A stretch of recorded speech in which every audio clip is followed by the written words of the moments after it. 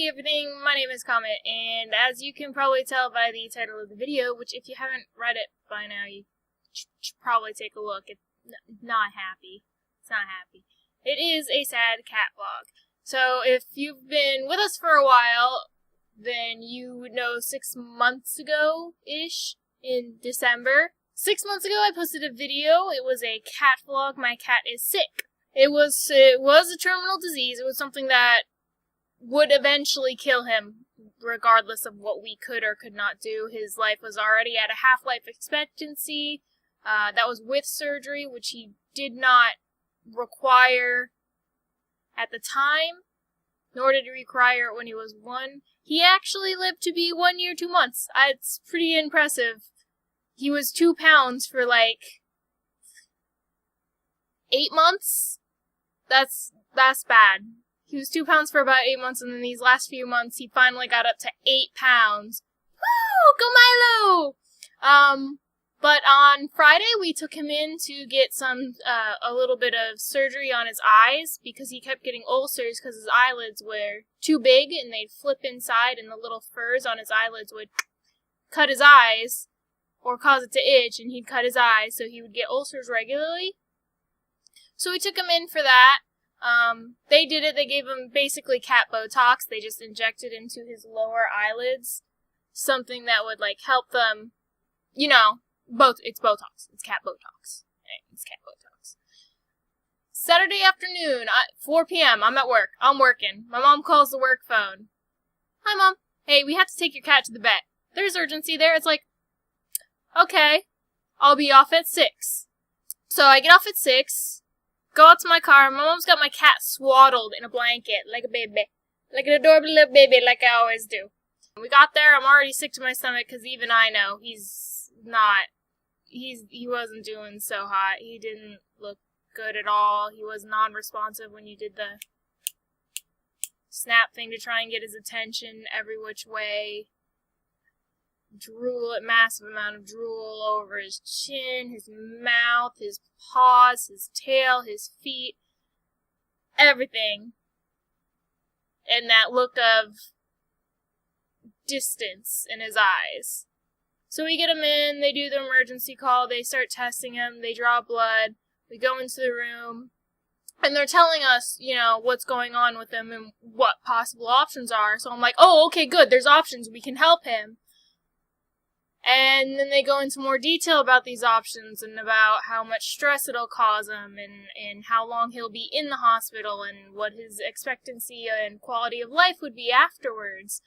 And I really wasn't too keen on doing any of that. I didn't want to put him through surgery after surgery after surgery that may or may not even work and would either just kill him on the table or would just make his life literally a living hell.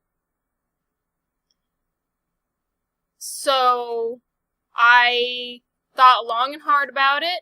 They gave me plenty of time for it. And then after I had made my decision, they came in and said that from his blood results, it looked like his liver was failing as well. So it wasn't just the liver shunt. The part of the liver that he had that had been working was shutting down and not working. So that just kind of reaffirmed my decision that this was his end. That he was expected to live 2 months. He made it 1 year and 2 months. Well, he was expected to live to 4 months old, and he made it a year. Just impressed by that alone. He made it 1 year. I still, when I walk out my door over there, I still expect him to be curled up at the top of the stairs. I had to move some stuff that was there the other day because I actually looked behind it to see if he was hiding back there. So, on Saturday, what's the date? Saturday the 17th, I had him put down so that he was no longer in pain.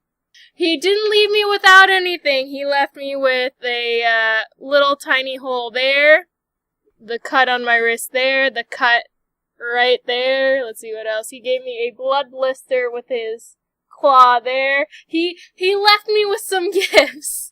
Attaboy, Milo. That's my boy. And so, it was me, my mom, and my dad, and we gave him our goodbyes and our final goodbyes, and we left, and I was sick the entire night. So, I'm doing better. It took me until, today's Tuesday, it took me until right now to just work up the emotional tolerance to be here and to say this. It's been a bit of an ordeal for me. I've grieved, I'm still grieving, I'm never gonna stop grieving. Milo's my baby, he's my first, he'll always be my baby, and I'll have his pictures up on this board. I've got his mini-lo on that board. My little mini kitty. My little mini kitty.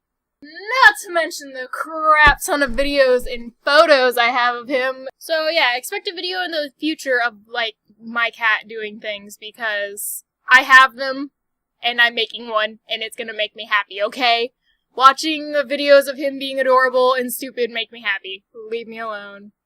That's how I grieve. That's how me and my mom grieve. That's how me and my dad grieve. I'm gonna make a cute cat video, and I'm gonna be like, hey mom, check it out, cat compilation.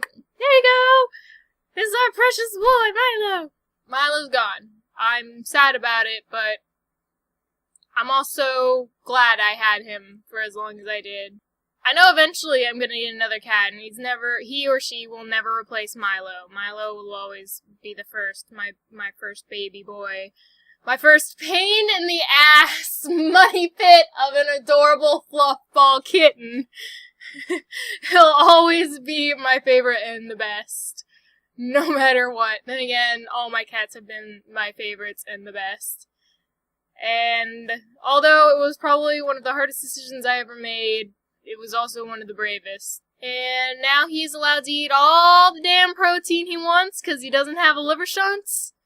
He's got real angel wings, no longer the ones that I clipped onto him that one time to take a photo for the Twitter account.